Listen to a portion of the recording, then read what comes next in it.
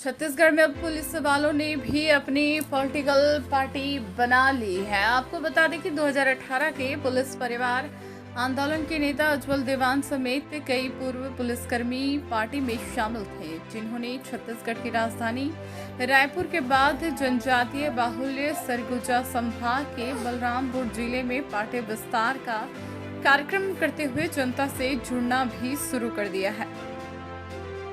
वहीं आजाद जनता पार्टी का दावा है कि इनके पास प्रदेश के 30 में से ज़्यादा कर्मचारी संगठनों का समर्थन है और पार्टी में शामिल कुछ कर्मचारी बर्खास्त है तो कुछ का इस्तीफा मंजूर नहीं हुआ है, जिन्होंने आजाद जनता पार्टी का छत्तीसगढ़ में गठन किया है। वहीं आजाद जनता पार्टी के प्रदेश अध्यक्ष उज्जवल देवान और बलरामपुर के कलयुग के भगत नाम से प्रसिद्ध अमानत खान ने आजाद जनता पार्टी के बैनर तले बलरामपुर जिला मुख्यालय में पार्टी विस्तार कार्यक्रम को संबोधित करते हुए बताया कि 90 विधानसभा सीटों में उनकी पार्टी चुनाव लड़ने की तैयार है, जहां पार्टी में डॉक्टर, वकील और कई प्रोफेशनल भी जुड़ गए हैं। जहां आजाद जनता पार्टी छत्तीसगढ़ के सभी 90 सीटों पर चुनाव लड़ेगी और प्रदेश के गृह मंत्री ताम्रध्वज साहू और गृह विभाग के संसदीय सचिव विकास उपाध्याय के खिलाफ पुलिसकर्मी को ही प्रत्याशी बनाया जाएगा।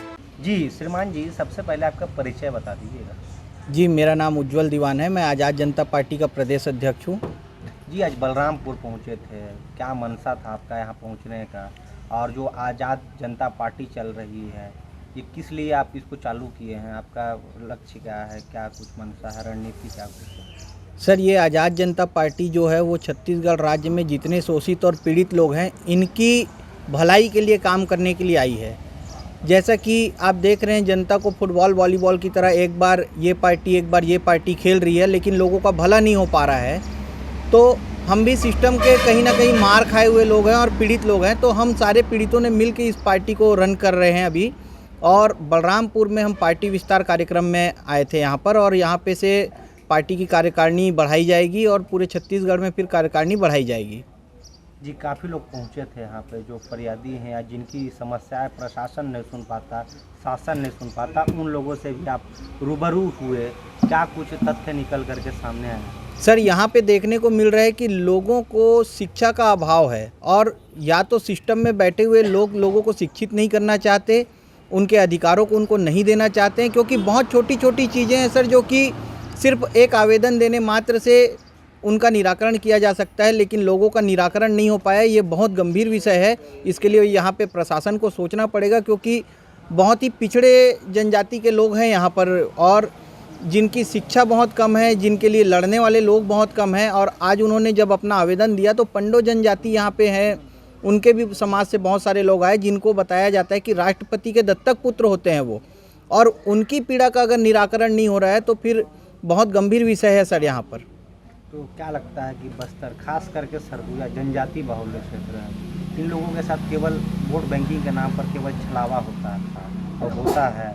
क्या लगता है आज़ाद जनता पार्टी जो है निकल करके जो सामने आ रही है, तो क्या लगता है कि लोगों की समस्याओं को ऊपर तक लेके जाएगी और जनता का कड़ा समर्थन मिलेगा आप लोगों को? जी बिल्कुल मिलेगा, क्योंकि जो पीड़ित लोग हैं, हम उन्हीं के बीच में से लोगों को खड़ा करेंगे। जो पीड़ित है वो दूसरे पीड़ित की पीड़ा को समझ सकता है। जिनके मुंह में बचपन से चांदी का चम्मच है, वो कभी दूसरे की पीड़ा नहीं समझ सकता सर। इसीलिए हम पीड़ितों के बीच में से लोगों को उठाएंगे, और जितने भी शोषित और पीड़ित लोग हैं वही हमसे जुड़ रहे हैं। कोई बहुत करोड़पति अरबपति लोग हमसे नहीं जुड़ रहे हैं, ज़मीनी स्तर के ही लोग जुड़ रहे हैं, और जिसे आप वोट बैंक मानते हैं, जिन्हें आज तक छला आया गया है। और आने वाले समय में छत्तीसगढ़ की जनता जागरूक हो रही है।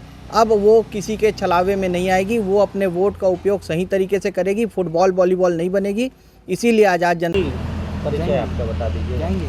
मेरा नाम अमानत खान उर्फ कलयुग का भगत सिंह है, और मैं एक सामाजिक कार्यकर्ता हूँ। और अभी लगभग 2 महीने पहले मैं छत्तीसगढ़ का क्षेत्रीय पार्टी है आज़ाद जनता पार्टी, जिसके साथ मैं जुड़ा हूँ। और हमारे छत्तीसगढ़ के जो प्रदेश अध्यक्ष हैं, साथ पे बैठे हैं, आप देख रहे हैं, तो इनके नेतृत्व में जो है हम अपने ज़िला का और आसपास के जो 2-3 ज़िलों से आए हुए हमारे कार्यकर्ता और पीड़ित पक्ष हैं, उनके साथ मिल के पार्टी के विस्तार के लिए कार्यक्रम रखे थे।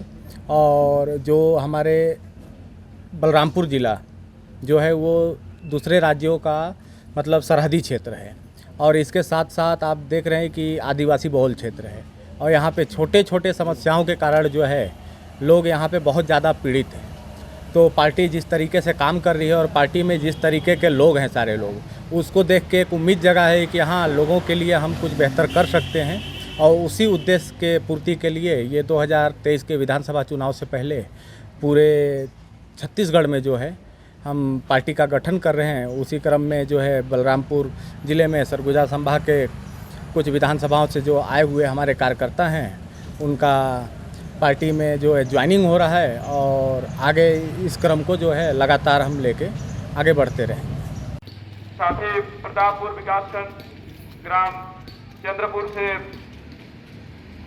विष्णुराम तिर्की जी, जसपुर क्षेत्र से पंकज करकेटा जी और साथ में के रूप में आए हैं, साथ में जुड़े हैं, हमारे क्या लक्ष्य हैं, हम क्यों मैदान में उतरे हैं, ये सब चीज़ आप लोगों को पता होनी चाहिए, तब तो आप किसी और को बता पाएंगे।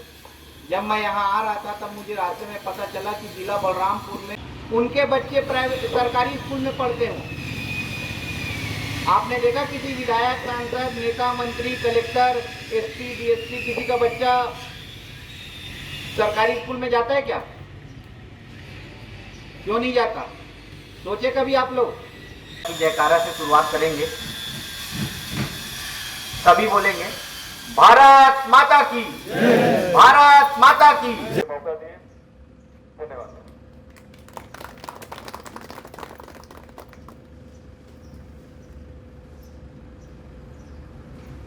पुलिस परिवार के संरक्षक और वो आपके बीच किन मुद्दों को, किन बातों को और किस कारण से आए हुए हैं वो आपको अवगत कराएंगे और आप अपने